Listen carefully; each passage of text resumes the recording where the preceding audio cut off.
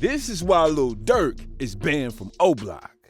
O Block has existed for the longest time in Chicago, but only people within the neighborhood knew about it. With the introduction of drill rap, artists from the small city started giving it recognition. You see, rappers like King Von and Chief Keef always included it in their lyrics, until people outside Chicago eventually started learning more about the neighborhood.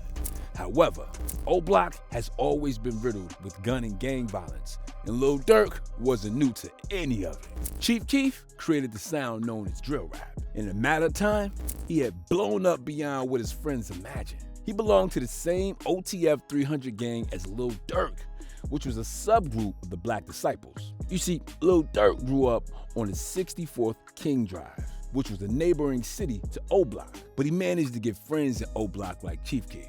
However, amongst the entire OTF 300 crew, he was closer to Lil Reese. But since he was a member of the OTF 300, Chief Keef definitely gave him a head start in the drill game. And after some months of consistency, he got a record deal from Def Jam Recordings, while Chief went on to join Interscope Records. But apparently, we're running ahead of ourselves, because before all this happened, it took some beef and a strained relationship.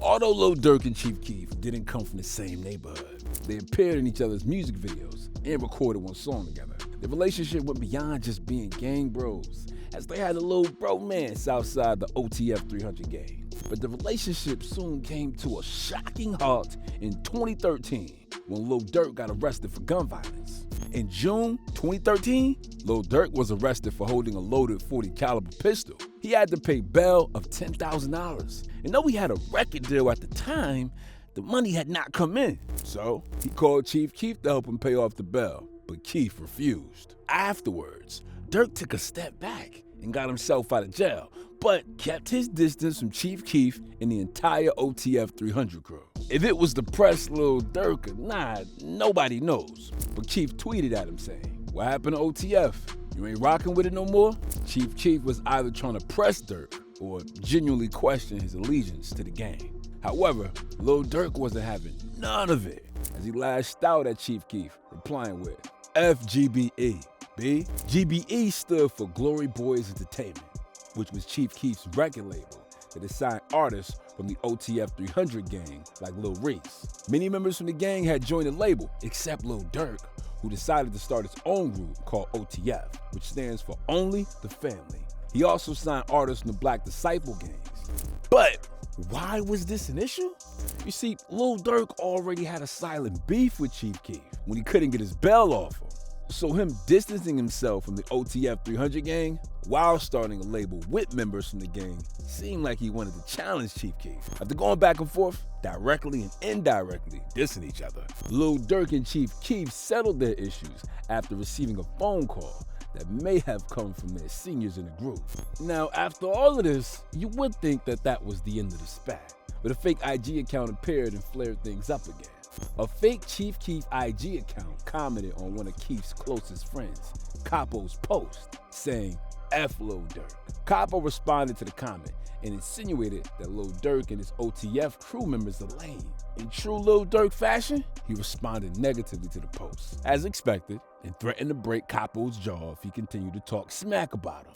To make light of the situation, Capo began to praise OTF Nunu, Durk's signee, on his Twitter page to smoothen out the situation. While everything mellowed out at this point, Lil Durk went on to reignite the dying flame in 2014, which would lead to his first strike in O Block.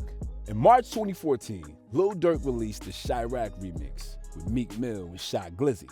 The problem here wasn't Meek Mill or entirely Lil Durk, it was Shy Glizzy. Shy Glizzy was an artist from DC who dissed the OTF 300 gang in his song 3 Milli, had beef with Lil Reese, and got in a shootout with Blood Money, a former member of Chief Keef's camp, who died due to gang violence. Lil Durk having him on his track was an insult to his OTF 300 family and his close friend Lil Reese.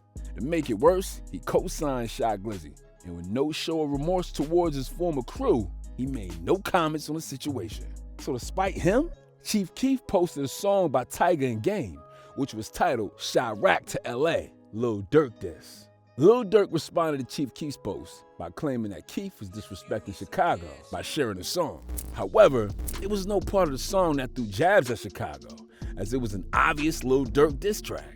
Also, Lil Durk reignited the beef, which made everything get to that point. After Chief Keef posted the cover of Tiger and Game song, Lil Reese started retweeting posts by Keef and made it clear by saying that he wasn't going to play man in the middle. According to him, if you go against the group, you get treated like an op, with Lil Durk's Betrayal by collaborating with an op. He was on the verge of losing the support he got from the OTF 300 gang. And that would mean he can no longer step foot in O Block, as it was going to be on sight. Lil Durk has kept his distance from O Block and hasn't hesitated in telling any other rapper that cared to know to also avoid the city. One time, Meek Mill told him that he wanted to come to his hood, and Durk's response, "Do that at your own risk." Meek told me that a long time ago. He's like, "I want to come to your hood." I'm like, you at your own risk, bro. I'm not for sure to tell you like, you good, bro. Right. Yeah. Right. Not go up. Even good. Yeah. Right. Go up. It is public. In spite of Durk's love and hate relationship with O Block, he still wants the best for the neighborhood. Because when it was put up for sale in 2021, he planned on buying the entire block. In a tweet responding to the news of the 6200 block being for sale, he wrote, "I'll buy it, no matter how much it is." When the building was set up for bidding, Lil Durk couldn't get in time, and somebody else got it. The new owners announced that they were going to demolish the building, and the former occupants would no longer be able to afford the new buildings. It was a sad time of occupants of O Block, as they were pushed out of their houses, and it turned out that most of the gang members were relying on Durk to actually buy the place. This situation earned him another strike, as the people of O Block expected him to do something. But when you think about it, it may be a good thing that Durk couldn't get the neighborhood, because the gang activities could have increased significantly. Despite all the hate Lil Durk has gotten from O Block, even though he's not directly from the neighborhood, he doesn't let anybody go off easily for dissing the area, which led to a long-time beef with NBA YoungBoy.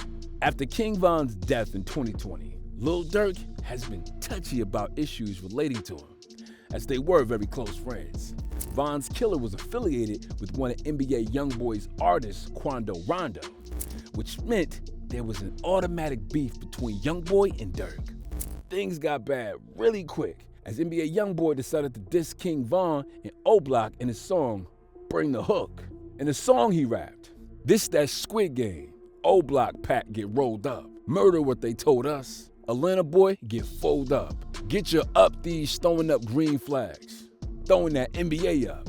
For me, set you up to bust you, and know I keep that murder bag." It was a reference to King Von getting shot and how gang members from O Block were getting dropped. NBA YoungBoy couldn't be accused of insensitivity because it's the normal affair of things among ops. When Lil Durk appeared on DJ Academic's show, he was asked about how he felt concerning NBA YoungBoy dissing his friend in the neighborhood.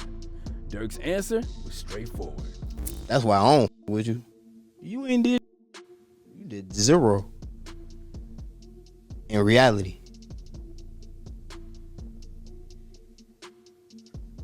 It just happened the way it happened. Like it didn't have nothing to do with age and none of that. It just.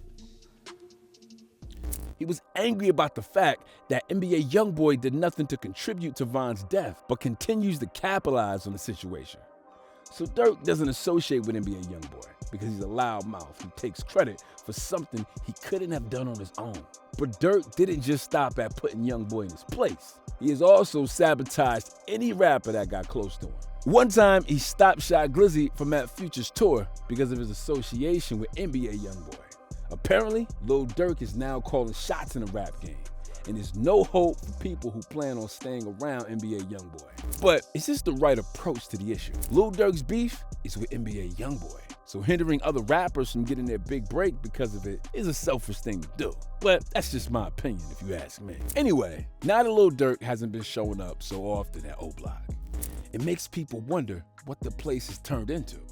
Well, ever since King Von's death in 2020, the rate of gun violence significantly dropped in the neighborhood. King Von's death gave all the gang members a reality check, as he was one of the most feared in O Block. But seeing the lifeless body of one of the most feared and avoided gang members in a dangerous place like O Block does something to your mind.